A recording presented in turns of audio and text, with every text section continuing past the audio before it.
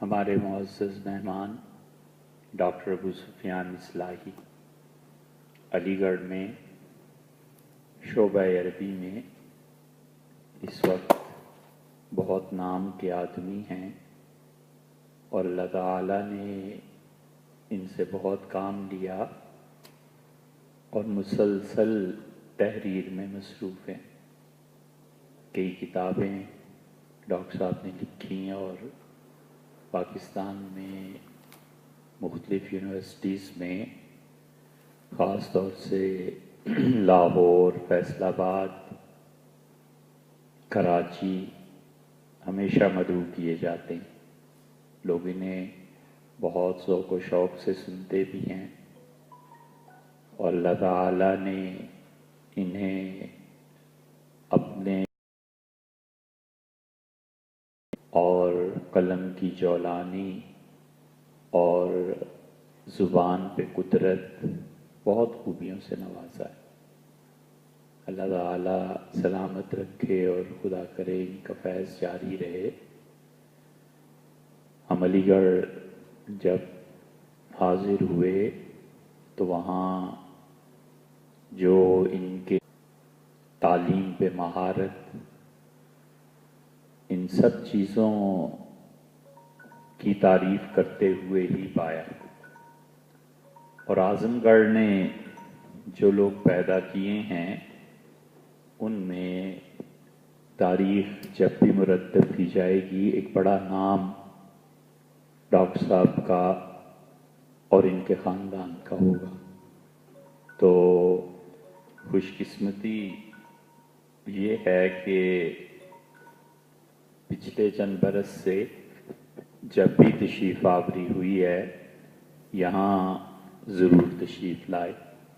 یہیں رہے اور دن رات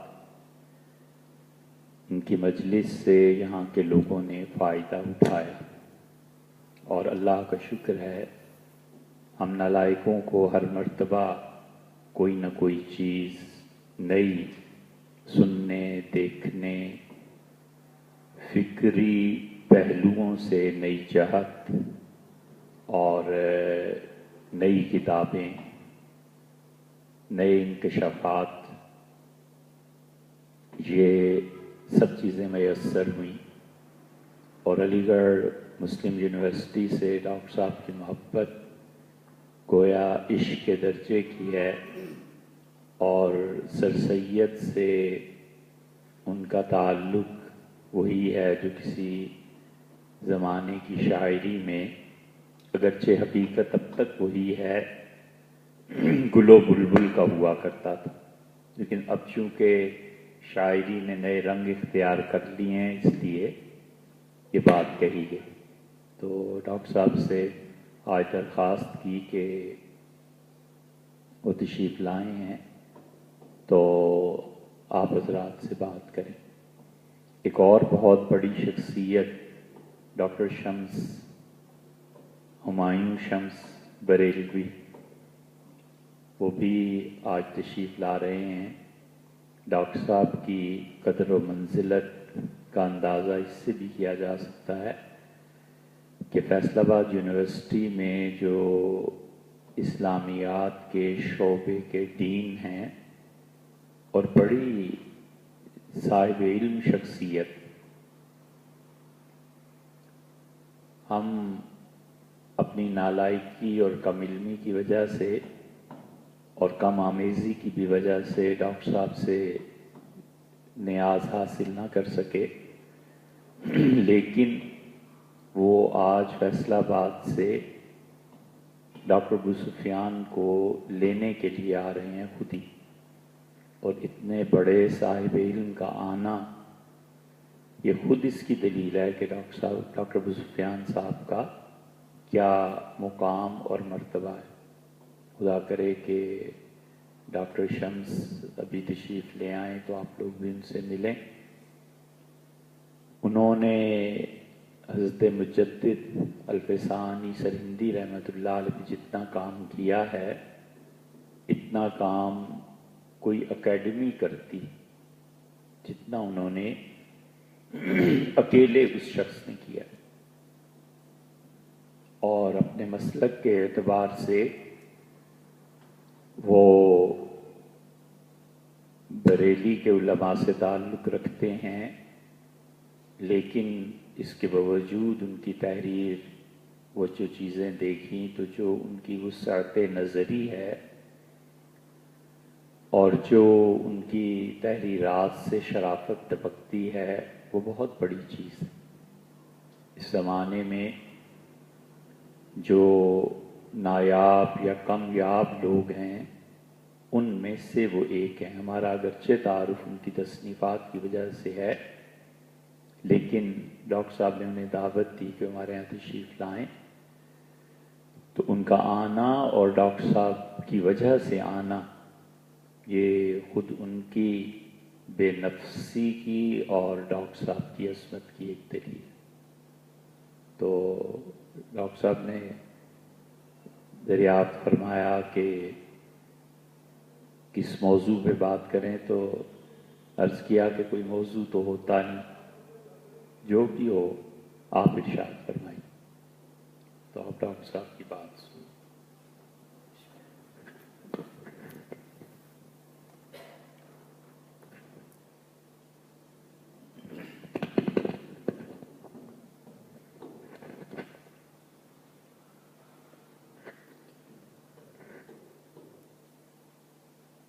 بسم اللہ الرحمن الرحیم۔ محترم جناب مفتی صاحب اور معزز سامعین، السلام علیکم ورحمۃ اللہ وبرکاتہ۔ عربی میں ایک مقولہ فارسی میں ہے، من عالم کی من دانم، میں کیا ہوں مجھے اپنی حقیقت حال کا اچھے طریقے سے اندازہ ہے۔ میں خود آپ سے کہہ رہا تھا کہ اپنا تعارف خود کرا دوں، لیکن بہرکیف یہ بھی میرے لیے ایک تبرک ہے کہ جو اس آقر کے بارے میں یہ ساری چیزیں آپ فرما رہے تھے، ابھی چند لمحے پہلے مجھے آپ نے بتایا، تو میری سمجھ میں نہیں آ رہا تھا کہ میں آپ سے کس طریقے سے مخاطب ہوں اور کن کلمات کا اظہار کروں، لیکن فوراً ہی میری ذہن میں آیا کہ سب سے پہلے اور سب سے اہم ترین جو چیز ہے مسلمانوں کے لیے، ملت اسلامیہ کے لیے، وہ قرآن کریم ہے۔ چاہے کتنا ہی ادنا سے ادنا صاحب اسلام ہو، اس گھر میں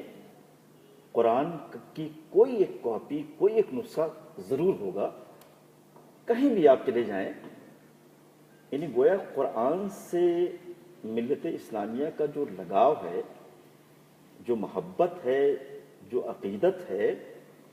وہ آپ سے اور دنیا کے کسی شخص سے کوئی چیز پوشیدہ نہیں ہے۔ اور یہ بھی آپ کو پوری طریقے سے اندازہ ہے کہ مسلمانوں کے بہت سے مکاتیب ہیں، بہت سے ان کے خیالات ہیں، لیکن قرآن کے حوالے سے کوئی بات کہی جائے، قرآن کی کسی آیت کی تفسیر کی جائے،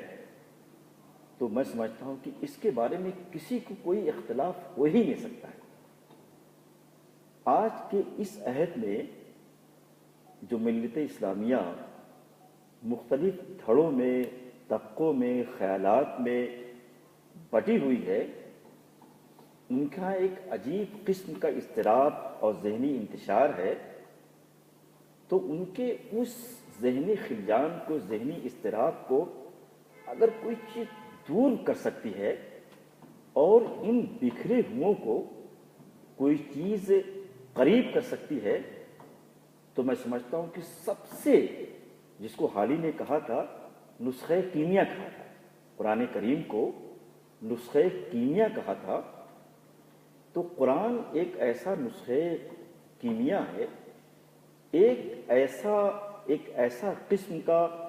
آسمانی اور ربانی جادو ہے کہ اس جادو کے ذریعے، اس کتاب کے ذریعے مسلمانوں کے اختلافات کو، انتشارات کو اور ان کے بکھراؤ کو پوری طریقے سے جوڑا جا سکتا ہے۔ اور میں بار بار یہ بات اپنے حلقے میں خطابات کے ذریعے، اپنی تحریر کے ذریعے اور اپنی تصانیف کے ذریعے یہ بات میں کہتا رہتا ہوں کہ اگر دعوت کا کام کیا جائے تو آج کی یہ دعوت مؤثر کیسے ہو سکتی ہے، کس طریقے سے تمام مختلف خیالات کے لوگوں کو ہم آہنگ کر سکتی ہے، وہ صرف قرآن کریم ہے۔ اگر آپ کسی تنظیم کا، کسی تحریک کا، کسی مکتب فکر کا بینر آپ لگائیں گے تو دوسری فکر کا، دوسری تنظیم کا اور تحریک کا جو حامل ہوگا وہ بینر دیکھ کر فوراً چلا جائے گا۔ لیکن قرآن کا بینر اگر آپ لگائیں، صرف قرآن لکھ دیں، تو میں سمجھتا ہوں کہ اس پر کوئی اپنے لب کو بھی نہیں ہلا سکتا اور نہ کس طریقے کا اعتراض کر سکتا ہے۔ ایک بہت مشہور عالم دین ہے اور میں سمجھتا ہوں کہ بہت معروف ہے، نہ صرف ہندوستان، پاکستان، بلکہ پوری جو ہمارا الاسلام ہے، پورے طریقے سے ان کو جانا جاتا ہے، پہچانا جاتا ہے، ان کے فکر کے اعتبار سے، ان کی تحریروں کے اعتبار سے۔ ان کا نام ہے سید سلیمان ندوی۔ سید سلیمان ندوی نے ایک بات کہی ہے قرآن کریم کے بارے میں، اور یہ کہا ہے کہ قرآن جو ہے وہ اسلام کا دل ہے، اور ظاہر اس پوری باڈی میں دل کی کیا اہمیت ہے، دل کی کیا عظمت ہے، وہ ہم تمام لوگوں سے مخفی نہیں ہے۔ اگر دل کی حرکت بند ہو جائے، آپ تو کہتے ہیں کہ حرکت قلب بند ہو گئی، تو حرکت قلب بند ہونے کا مطلب کہ آپ کا پورا وجود ختم ہو گیا، اور یہ جو ہاتھ ہے، یہ جو پیر ہے، یہ جو ذہن ہے جو حرکت کرتا ہے، اور مختلف آرگن سے جسم کے جو اعضاء ہیں، جیسے آپ کہتے ہیں کہ باڈی لینگویج، یہ بھی ایک انگریزی میں استعمال ہوتا ہے، لیکن یہ دل اگر آپ کا بند ہو گیا تو پوری ساری حرکات، ساری سکنات، سارے خیالات، یہ ساری زبان جو اس وقت چل رہی ہے، یہ سب بند ہو جائے گی۔ تو اگر اس دل کو، جس کے بارے میں اللہ کے رسول صلی اللہ علیہ وسلم نے یہ بات کہی تھی کہ دو چیزیں چھوڑ کے جاتا ہوں، ایک تو قرآن اور دوسرے خود اپنا کلام، جس کو آپ احادیث کہتے ہیں، سیرت پاک کہتے ہیں، نبوت کہتے ہیں، رسالت کہتے ہیں، اگر ان دونوں چیزوں کو، حدیث نے جو لفظ استعمال کیا ہے، بن نوازش کا لفظ استعمال کیا ہے۔ نوازش کہتے ہیں دانت کو کہتے ہیں، کہ اگر دانتوں سے تم نے مضبوطی سے ان دونوں چیزوں کو پکڑ لیا، اس کی گرفت تمہاری مضبوط رہی، تو پھر دنیا کی کوئی طاقت نہ تو تم کو گمراہ کر سکتی ہے اور نہ تو تم کو شکست دے سکتی ہے۔ لیکن شرط یہ ہے کہ قرآن پر اور اللہ کے رسول کے کلام پر پوری طریقے سے کاربند رہا جائے، اس کو اپنے ذہن میں، اپنے دل میں پوری طریقے سے بسا لیا جائے۔ اگر اس کو آپ نہ بسائیں گے تو اس وقت اس نہ بسانے کا جو سبب ہے وہ پورے طریقے سے ہمارے سامنے، آپ کے سامنے واضح ہے، کہ وہ قوم جو کبھی دنیا کی قائد تھی، جو کبھی دنیا کی قیادت کرتی تھی، کبھی دنیا کی سیادت کرتی تھی، امامت کرتی تھی، لیکن اب آپ کے پاس نہ تو سیادت ہے، نہ تو قیادت ہے، نہ تو امامت ہے۔ اس کی بنیادی وجہ ہے کہ اللہ کے رسول صلی اللہ علیہ وسلم نے جو نسخہ دیا تھا، جس کو حال ہی میں نسخے کیمیا کہا تھا، اس نسخے کیمیا سے آپ کا رابطہ، آپ کا تعلق بہت کمزور ہو گیا ہے۔ اگر اس کمزوری کو دور کر لیا جائے تو میں سمجھتا ہوں کہ دنیا میں پھر آپ کی وہی کامرانی ہوگی، وہی فتح بندی ہوگی، وہی سرفرازی ہوگی، اور آپ کو ایک معزز اور مکرم قوم کی حیثیت سے جانا جائے گا، پہچانا جائے گا۔ قرآن میں خود جو لفظ آیا ہے قرآن کے بارے میں، اس پر کتابیں بھی لکھی گئی ہیں کہ قرآن کا تعارف قرآن سے۔ ایک بہت مشہور کتاب ہے مولانا صدرالدین اصلاحی صاحب کی قرآن کا تعارف، اس کو میری درخواست آپ سے ہے کہ اس کو ضرور پڑھا جائے۔ کہ قرآن آپ سے کہنا کیا چاہتا ہے، کن کن چیزوں کو، کن کن تعلیمات کو، کن کن اسباب و علل کو آپ کے ذہن میں اتارنا چاہتا ہے. اس کتاب کو آپ ضرور پڑھیں. مشکل سے 100-150 صفحے کی کتاب ہے. اگر اس کو آپ پڑھیں گے تو قرآن کے ساتھ آپ کا جو تعلق ہے وہ مضبوط ہوگا. قرآن کے ساتھ آپ کے تعلق میں جو کمزوری ہو گئی ہے وہ کمزوری اس کتاب کے پڑھنے کی وجہ سے، اس کتاب کے مطالعے کی وجہ سے پوری طریقے سے دور ہو جائے گی. تو اللہ کے رسول نے جس طریقے سے یہ کہا تھا کہ دانتوں سے دبا لو، یعنی قرآن کی تعلیمات کو، قرآن کے فکر کو، قرآن کے احکام کو پوری طریقے سے دبا لو. آپ کہتے ہیں جیسے کبھی کوئی گانٹھ پڑ جاتی ہے، وہ ہاتھ آپ کا کھول نہیں پاتا ہے تو آپ دانت کا سہارا لیتے ہیں. یعنی دانت جو ہے کھولنے کے سلسلے میں، پکڑنے کے سلسلے میں بہت اس کا سائنٹیفک رول ہے، بہت ہی اہم ترین رول ہے. اس لیے اللہ نے کہا کہ اسے دانتوں تلے دبا لو. اردو میں بولا جاتا ہے اسے دانتوں تلے دبا لو. تو قرآن کو دانتوں تلے دبانے کا مطلب ہے کہ سینے میں اتار لو، اسے سینے میں اتار لو. خود اللہ کے رسول، خود اللہ تعالیٰ نے اپنی کتاب کے لیے جو لفظ استعمال کیا ہے وہ تمسک بالکتاب کا لفظ استعمال کیا ہے. تمسک بالکتاب کا مطلب یہ ہوتا ہے کہ یہاں عربی داں حضرت موجود ہیں کہ تمسک بالکتاب کا مطلب کہ اس کو اس طریقے سے پکڑو کہ پھر وہ ہاتھ سے پھسلنے نہ پڑے. جیسے آپ کبھی کہتے ہیں کہ قدم کو اس طرح رکھو کہ سلپ نہ کرے، یہ تو کہتے ہیں آپ. تو اسی طریقے سے اللہ تعالیٰ نے یہ کہا کہ اس کتاب کے ساتھ جو تمہارا جذباتی لگاؤ ہو، جو تمہارا والہانہ تعلق ہو، وہ تمسک بالکتاب کا ہو. اور اس کتاب کے بارے میں اللہ کے رسول صلی اللہ علیہ وسلم نے جو ایک بات اور کہی ہے کہ یہ کتاب کیا ہے، سمجھانے لگے وہ یہ کتاب ہے کیا. تو اللہ کے رسول صلی اللہ علیہ وسلم نے خود کہا کہ ایک رسی، قرآن ایک رسی ہے. جناب اس کے بعد جو بات کہی ہے وہ کس قدر اہمیت کی حامل ہے، کس قدر گراں قدر ہے. اللہ کے رسول نے یہ فرمایا کہ یہ جو رسی ہے نا، اس کا ایک سرا اللہ کے ہاتھ میں ہے اور ایک سرا آپ کے ہاتھ میں، میرے ہاتھ میں، بھائی آپ کے ہاتھ میں ہے. تو یہ بتائیے اس طریقے کی کوئی رسی ہو کہ اس کا ایک سرا اللہ پکڑے ہوئے ہو اور ایک ہاتھ میں ہو، تو میں سمجھتا ہوں کہ اتنی عظیم ترین دولت، اتنی عظیم ترین سرمایہ اور اتنی گراں ترین شے کیا دنیا میں کچھ اور ہو سکتی ہے. لیکن افسوس اس بات کا ہے کہ اس رسی کی جو اہمیت ہے، اس رسی کا جو تقدس ہے، اس رسی کی جو عظمت ہے، اس کو مسلمانوں، اس دائر کے مسلمانوں نے، ہم آپ نے فراموش کر دیا ہے. اور اسی فراموشی کا نتیجہ ہے کہ ہمارے اختلافات ہیں، اسی فراموشی کا نتیجہ ہے کہ دنیا میں ہماری رسوائی ہو رہی ہے، اسی فراموشی کا نتیجہ ہے کہ ہم سے قیادت چھن گئی، ہم سے سیاست چھن گئی، ہماری سربراہی آج کے دور میں بے معنی ہو کر رہ گئی. تو ظاہر ہے کہ صرف اتنی سی بات ہے کہ اگر کوئی چیز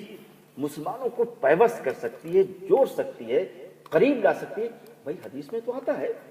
کہ یہ امت مسلمہ جو ہے جسد واحد کا لفظ استعمال ہوتا ہے کہ یہ ایک جسد واحد کے مانند ہے، ایک یونٹ اور ایک نقطہ کے مانند ہے. تو کہتے ہیں کہ اور اس جسد واحد، ظاہر ہے کہ آپ کے باڈی میں ایک ہی دل ہے، دو دل تو ہو نہیں سکتا ہے. جب امت مسلمہ ایک جسد واحد ہے تو اس کا دل بھی ایک ہوگا، اس کی آنکھیں بھی ایک ہوں گی، اس کی سوچ بھی ایک ہوگی. اور ظاہر ہے کہ اگر کوئی پاکستان میں کوئی صاحب اسلام بیٹھا ہوا ہے، کوئی امریکہ میں صاحب اسلام بیٹھا ہوا ہے، تو جب اس کا دل یہاں دھڑکتا ہے تو وہی دل وہاں بھی دھڑکتا ہے. تو اس دل کی دھڑکنوں میں اگر کوئی یکسانیت لا سکتا ہے، وہ ایک وقت دھڑکے گا. اگر اس کی آنکھوں سے آنسو یہاں جاری ہے تو دنیا کے دوسرے خطوں میں، دوسرے ملکوں میں جہاں بھی مسلمان بچتے ہیں ان کی آنکھیں بھی اشک بار ہوں گی. لیکن صرف اس بنیاد پر کہ قرآن کو ایز اے کتاب حبل من اللہ کہا گیا، اللہ کی رسی کے طور پر اس کے ساتھ سلوک کیا جائے، اس کو پڑھا جائے. کہ قرآن کی جو پہلی آیت ہے ذالک الکتاب لا ریب فیہ، یعنی ایک طریقے سے اعلان ہے، اللہ تعالیٰ کے ایک طریقے سے اناؤنسمنٹ ہے. جیسے آپ کسی اسٹیشن پہ جاتے ہیں، اناؤنس ہوتا ہے کہ یہ گاڑی اس وقت آنے والی ہے، اس وقت جانے والی ہے، تو اس اناؤنسمنٹ پر آپ کی نگاہیں مرکوز رہتی ہے، آپ کی کان لگا رہتا ہے. کبھی کبھی یہ ہوتا ہے کہ نہیں دوسرے پلیٹ فارم پر ٹرین آئے گی، فوراً ہی جھٹ پٹ ایک دم آندھی طوفان کی طرح ایک افراتفری مچ جاتی ہے، فوراً آپ پلیٹ فارم کو چینج کرتے ہیں. اسی طریقے سے اللہ تعالیٰ کا یہ اناؤنسمنٹ ہے، یہ اعلان ہے کہ دنیا کی جتنی کتابیں ہیں اس میں تحریف ہو سکتی ہے، اس میں چینجز آ سکتے ہیں، اس میں تبدیلیاں ہو سکتی ہیں، لیکن یہ کتاب تمام تبدیلیوں سے، تمام تغیرات سے، تمام چینجز سے پوری طریقے سے محفوظ ہے. یعنی کہتے ہیں کہ اگر تم صحیح معنوں میں کہیں سکون چاہتے ہو، قرآن نے تو یہ بھی کہا ہے کہ الا بذکر اللہ ہے تطمئن القلوب، کہ اگر تم دل میں شفا چاہتے ہو، شفاء للناس بھی کہا گیا ہے قرآن میں، تو اگر کوئی کتاب ایسی ہے جو لوگوں کو شفا دے سکتی ہے، جو لوگوں کو ذہنی الجھنوں سے نجات دے سکتی ہے، جو مادیت میں الجھے ہوئے ڈوبے ہوئے خیالات کو صاف و شفاف بنا سکتی ہے، تو قرآن کے علاوہ کوئی کتاب نہیں ہے. وہ اس لیے ہے کہ یہ تمام وہم و گمان سے، تمام شکوک و شبہات سے پوری طریقے سے پاک ہے. اور آگے دیکھیے ذالک الکتاب لا ریب فیہ ھدی للمتقین. میں یہاں ایک بات کہنا چاہوں گا، آپ اردو کی تفاسیر آپ دیکھیے تو تقریباً میرا یہ کہنا ہے کہ 80 سے 85% ایسی تفسیر ہوگی جو مفسرین اس کا ترجمہ یہ کرتے ہیں کہ یہ کتاب ہدایت ہے ڈرنے والوں کے لیے. جو ڈرنے والے لوگ ہیں، جو ڈرے ہوئے ہیں، جو